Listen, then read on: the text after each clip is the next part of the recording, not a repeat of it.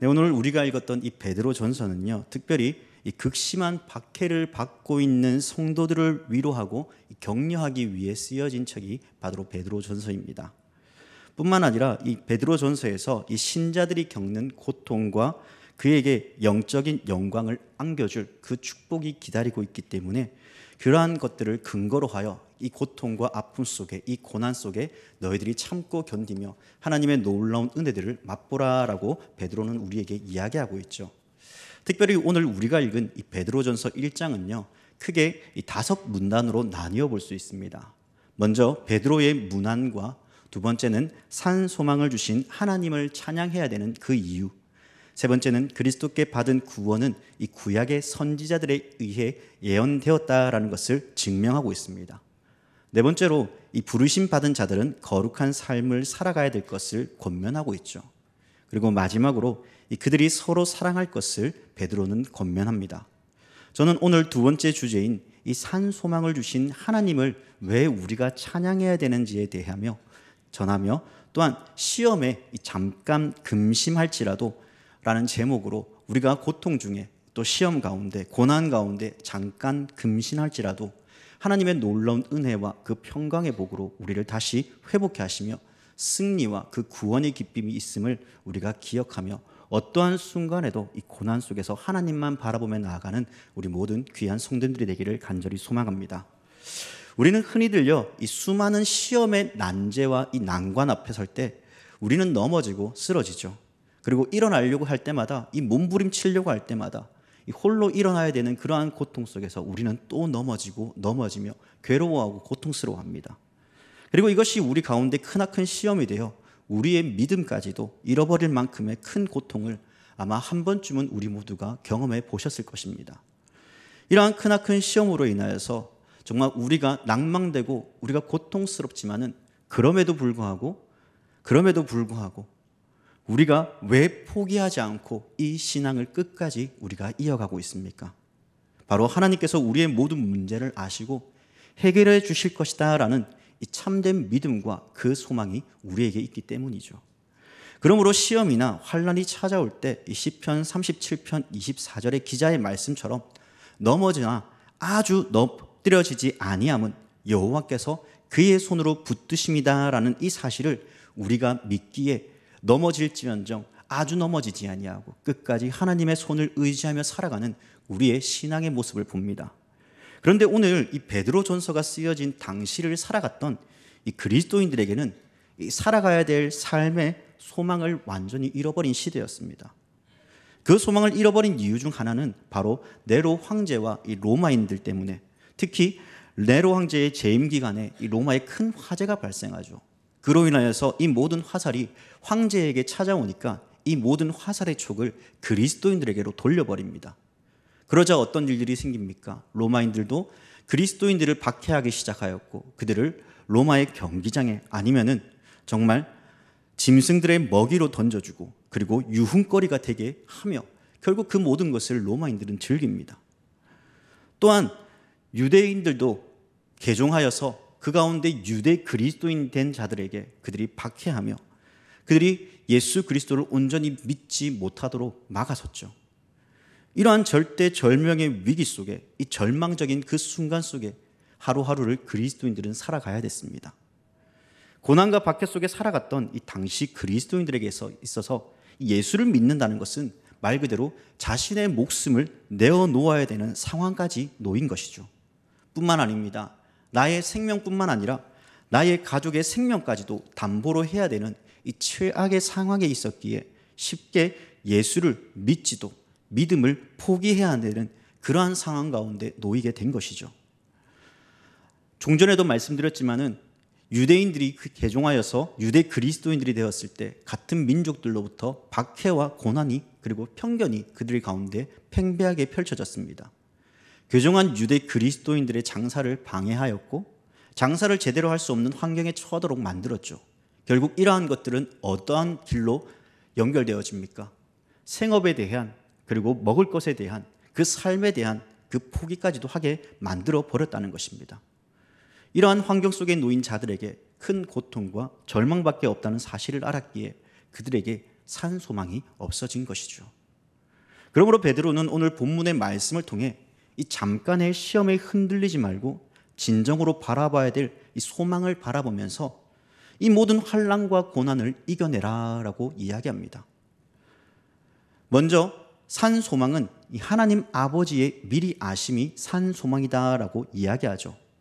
우리 한번 2절 말씀을 다시 한번 2절 말씀을 다 같이 읽어보겠습니다. 시작. 곧 하나님 아버지의 미리 아심을 따라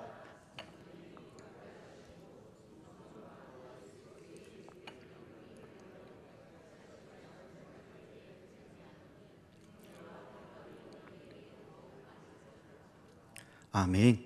산 소망이 주어지는 사람들은요, 이 하나님의 특별한 은혜가 있지 않으면 살아갈 수 없죠. 이것은 다시 말해 이 하나님께서 나를 미리 아셨다는 이러한 사실이 나에게 산 소망이 된 것입니다.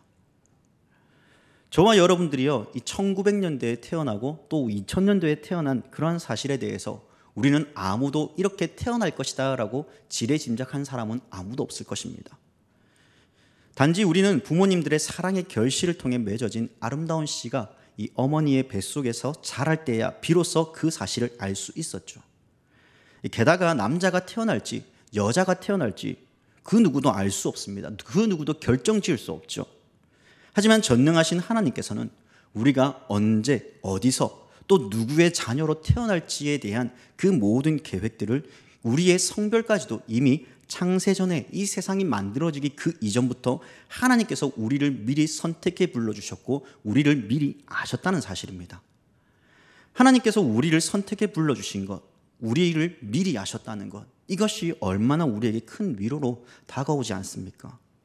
하나님께서 내 이름을 아시는 것만으로도 참 감사한데, 그것이 감동인데 그 감동 잠체를 넘어서 나에게 먼저 다가오셔서 아버지의 사랑하는 독자 예수 그리스도를 통해 그를 십자가에 못 박혀 죽게 하심으로 영원한 아버지의 자녀로서 또한 구원받은 자녀로서 우리를 미리 선택해 불러주신 것입니다. 이 구원받은 자녀가 되게 하셨다라는 사실이죠. 이것이 우리에게 정말 왜 산 소망이 되어야 되는가라고 묻는다면 아버지께서 나를 먼저 아셨기 때문에, 그 아버지께서 나를 불러주셔서 나를 구원받은 자녀로 세워주셨기 때문에 우리에게 산 소망이 있다는 것을 베드로는 이야기하며 너희 또한 이러한 소망을 가지고 살아가라라고 이야기하는 것이죠. 사실 죄 많은 우리를 향해 죄 없다 하시고 이 하나님의 자녀로 삼아주신 그 은혜가 우리가 얼마나 큰지, 그것이 얼마나 감사한지 사실 여기에 앉아 계신 그 어느 누구라도 잘 알 것입니다. 그런데 이러한 산 소망이 없는 가운데 나를 구원해 주신 것에 대하여 또 나에게 영원한 구원이 있다는 것에 대하여 우리는 혹시 감사하며 살아가고 있습니까? 지금 나에게 펼쳐진 그 고난과 고통 속에 우리는 아버지께서 베풀어 주신 그 은혜에 대해 우리가 다시 한번 감사하며 살아가고 있는가를 한번 되새겨 봤으면 좋겠습니다. 그러므로 산 소망이 우리에게 주는 유익의 근원이 하나님께로부터 먼저 선택해 부름받았다라는 이러한 사실 앞에 정말 우리가 그 하나님의 은혜에 감사하며 그 고난 가운데, 그 역경 가운데 그 모든 것을 참고 인내하며 견디어 나아가는 우리 모두가 되기를 간절히 소망합니다. 또한 하나님의 나라에 들어갈 수 있는 은혜를 우리에게 허락해 주셨죠. 그렇게 우리는 그 사랑을 어느 때라도 이 고난 가운데, 시험 가운데 있을지라도 우리는 이러한 사실을 잊지 말아야 됩니다. 그러므로 우리는 산 소망을 주신 우리 주 예수 그리스도의 아버지 하나님을 우리는 찬양해야 되는 것이죠. 오늘 베드로가 정말 우리 주 예수 그리스도의 아버지의 하나님을 찬양하리로다라는 이 고백처럼 우리에게도 비록 고난 가운데 산 소망이 없는 그러한 환경에 놓였을지라도 나에게 주어진 놀라운 은혜가 있음을 기억하며 그 고난 가운데 하나님을 찬양할 수 있기를 바랍니다. 그러면 도대체 산 소망은 무엇입니까? 산 소망은요, 첫 번째로 죽은 자 가운데 부활하게 하시며 거듭나게 하신 것이 산 소망입니다. 특별히 여기서 산 소망이라는 뜻은 이 단순히 살아있다라는 뜻이 아니라 소망 자체가 행동하며 움직인다라는 뜻을 가지고 있습니다. 따라서 이 소망은요, 고난으로 소망을 잃어버린 자가 더 이상 살아갈 만한 그 활력을 잃어버린 자들에게 활력을 다시 불어넣어서 다시 생동감 있게 움직여주는 그러한 원리가 포함되어 있는 것이죠. 당시 시대 그리스도인들이 직면해 있는 이 로마인들로부터 공포와 유대인들의 박해 속에서 그들은 괴로워하였습니다. 하지만 이 소망이 더 이상 믿는 자들에게 이 삶의 두려움이나 공포가 앞으로 주어질 산소망에 비견될 수 없음을 그들은 알았죠. 그 산소망은 앞으로 예수 그리스도께서 재림하실 때 새 하늘과 새 땅에서 누리게 될 축복의 삶이 우리에게 주어진다는 것을 기억하고 있어라는 것이죠. 이러한 소망을 가지고 현재를 살아가는 그들에게나 오늘을 살아가는 우리에게도 동일하게 미래에 주어질 그 일들을 기억하며 지금의 고난과 아픔들을 견디길 베드로는 말하고 있는 것입니다. 다시 말해서 더 이상 소망이 없는 그러한 삶 가운데 이러한 산 소망이 나의 삶 가운데 역사하심으로 말미암아 나에게 주어짐으로 말미암아 소망을 잃고 더 이상 어디로 가야 될지 모르는 그러한 고통 속에 하나님이 나와 함께 하신다는 이러한 사실을 믿고 다시금 힘을 얻고 주님 앞에 나아가라라고 이야기하는 것이죠. 여러분, 우리의 인생은요, 이 성경의 말씀대로 우리의 연수가 70이요 강건하면 80이라는 이 말씀처럼 우리의 인생은 무한한 인생을 살아갈 수 없죠. 오직 무한한 삶을 살아가시는 분은 오직 하나님 한 분밖에 없습니다. 그런데 나에게 있을 앞으로의 미래는 영원한 삶이 준비되고 기다리고 있다는 것입니다. 그 영원한 때를 위하여 그 찰나의 순간, 그 잠깐을 위하여서 그 영원한 것을, 그 산소망을 빼앗기지 말라라고 이야기하는 것이죠. 다시 말해 우리의 믿음이 세상 가운데 또 유혹 속에서 빼앗기는 것이 아니라 비록 힘들고 어려운 상황 속에서도 끝까지 예수 그리스도를 믿음으로 말미암아 그 영원한 그 안식의 나라, 아버지의 나라에서 영원토록 기뻐하며 살 것을 소망하며 이 모든 것을 참고 인내하라라고 이야기하는 것입니다. 사랑하는 여러분, 우리는 언제나 어디서나 인생을 살아가면서 고통 가운데 또 눈물을 흘리며 괴로워할 때가 참 많습니다. 아마 저보다 더 인생을 더 많이 살아오신 인생의 선배들, 신앙의 선배님들도 이러한 길들 속에 살아왔습니다. 그럼에도 끝까지 우리의 자녀들에게 또 하나님의 사랑을 전하면서 참고 인내한 것이 무엇입니까? 이러한 소망을 우리가 가지고 살아가기에 이 모든 것을 참고 견디는 것 아니겠습니까? 그렇다면 다시 한 번 더 우리가 이러한 은혜들을 받은 우리 모든 신앙의 선배들이 또 우리의 자녀들에게, 우리의 후대들에게 이러한 사랑을 가르쳐야 되지 않겠습니까?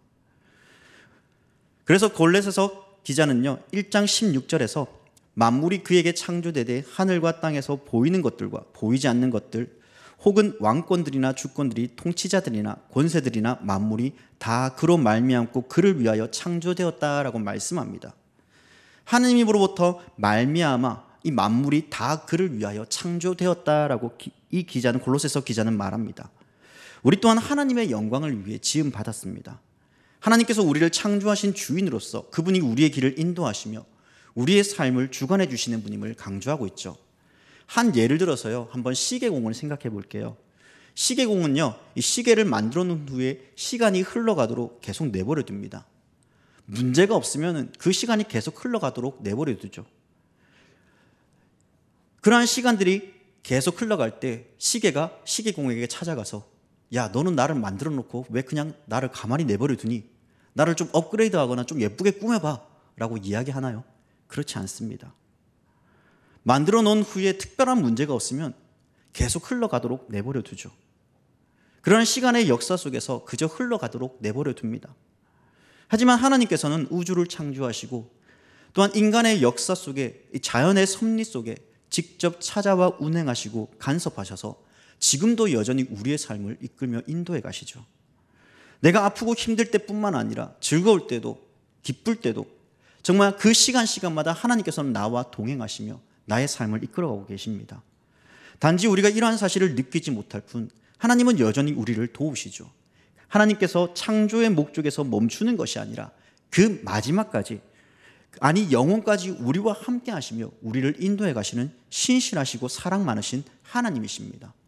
그 하나님이 우리의 삶을 이끌어가고 계십니다.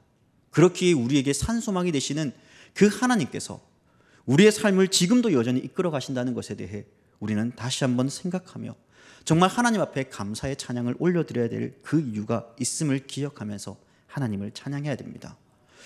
두 번째로 이 산소망을 주신 이유가 무엇입니까? 이 세상의 만물처럼 썩어 없어지거나 더럽혀지거나 쇠하여지지 않는 그 약속이 우리에게 주어졌기 때문입니다. 여러분, 세상의 모든 만들어지는 것은요, 부패하거나 썩어 없어지거나 더럽혀지거나 쇠하여집니다. 그러나 하나님의 약속은 부패하거나 쇠하거나 썩어지거나 더럽혀지지 않습니다. 사람들은 부패하고 썩어지고 더럽힐지라도 약속의 근원이 되시는 하나님은 절대 변하지 않으시죠. 그 약속들은 결코 취소되지 않습니다. 반드시 그 약속은 성취되게 하십니다. 그렇기에 만세 전부터, 이 세상이 만들어지기 그 이전부터 나를 향한 하나님의 계획은 지금까지도, 그리고 앞으로 하나님께서 약속하신 그날까지 계속해서 이어져 갈 것입니다. 그러므로 하나님이 우리로 하여금 신뢰할 만한 분이심을 우리는 고백하죠. 창조주 하나님은 나의 영원한 인도자시며 나의 영원한 약속이시며 나의 신실한 하나님이심을 우리는 믿고 고백하며 신뢰할 수밖에 없다는 것이죠. 또한 이러한 신뢰 속에서 하나님은 약속을 우리에게 유업으로 주셨습니다. 고대 사회에서 유업은요, 이 기업을 잇는 것을 말하죠. 기업을 잇는다는 것은 새로운 사업이나 활약을 말하는 것이 아니라 부모가 가졌던 직업을 그대로 물려받는 것이었습니다. 그래서 고대에서는 그것이 당연한 일이었고 명예로운 일이었죠. 그런 점에서 우리 예수님께서도 목수의 아들로 태어나 목수의 일을 하셨습니다. 그만큼 산 소망을 유업으로 받는다는 것은 하나님께로부터 그 약속이 지속적으로 이어지며 이것이 명예롭다는 사실을 말해주고 있습니다. 더불어 하나님의 자녀이기 때문에 그 기업이 우리의 것이 된다는 이러한 약속의 보증을 하나님께서 말씀해 주셨죠. 이 사실만 보아도 이 산 소망이 얼마나 귀한 것인지 우리는 깨달아져야 됩니다. 분명 인생을 살아가다 보면 이 잠깐의 시험으로 인해 넘어질 수 있습니다.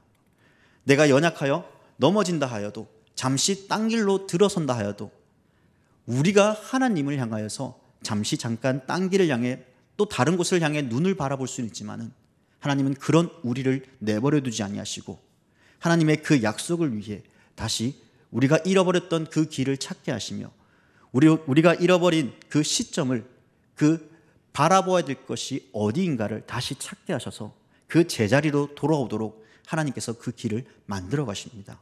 우리를 버리지 아니하시죠. 우리를 향하여서 하나님의 구원받은 자녀로서의 그 약속의 유업을 이어가도록 만들어 가십니다. 그러므로 어떠한 절망과 고통이 찾아와도 우리는 안심할 수밖에 없는 것이죠.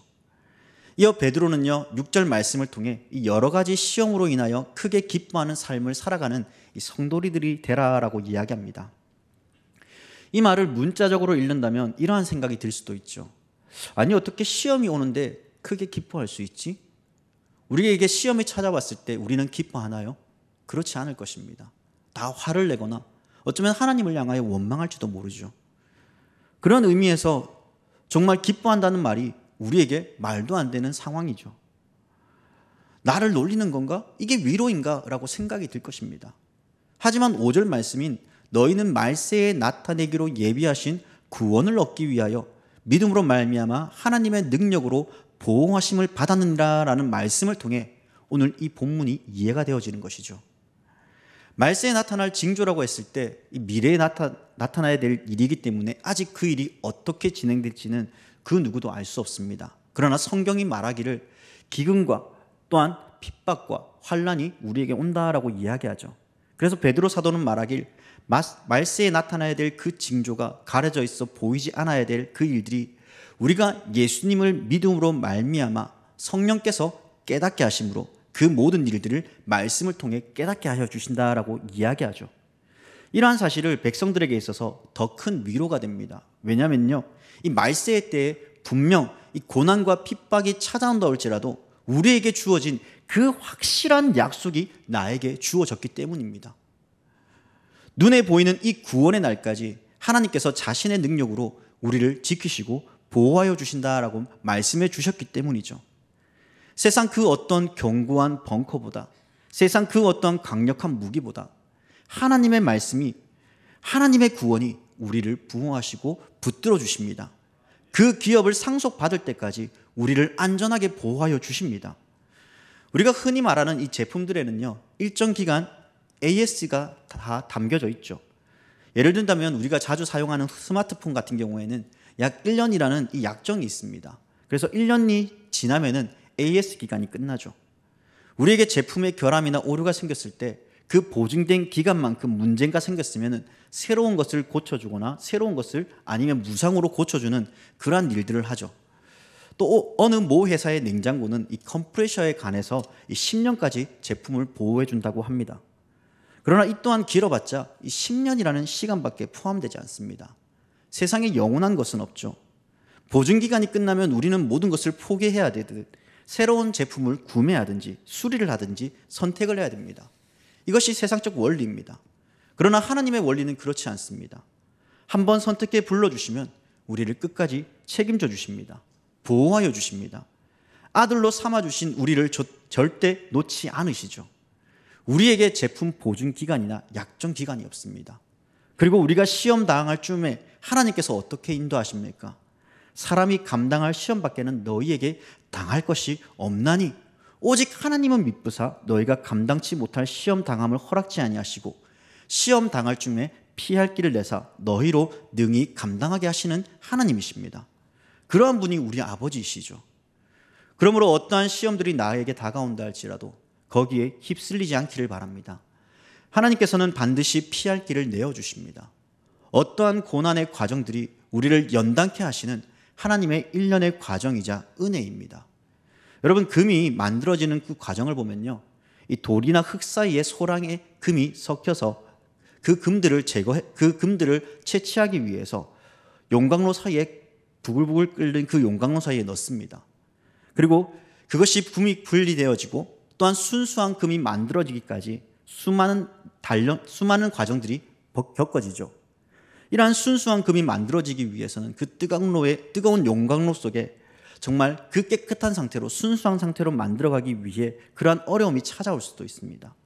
우리에게도 그러한 용광로와 같이 그 뜨거운 곳에 우리를 내버려 둔다 하실지라도 하나님께서는 이러한 시간을 통해서 우리에게 그저 고난의 시간만 주시는 것이 아니라 우리를 좀 더 단련하시고 우리로 하나님의 자녀로서 더욱더 거룩해 만들어 가시는 그러한 과정 속에 있음을 우리는 기억해야 됩니다.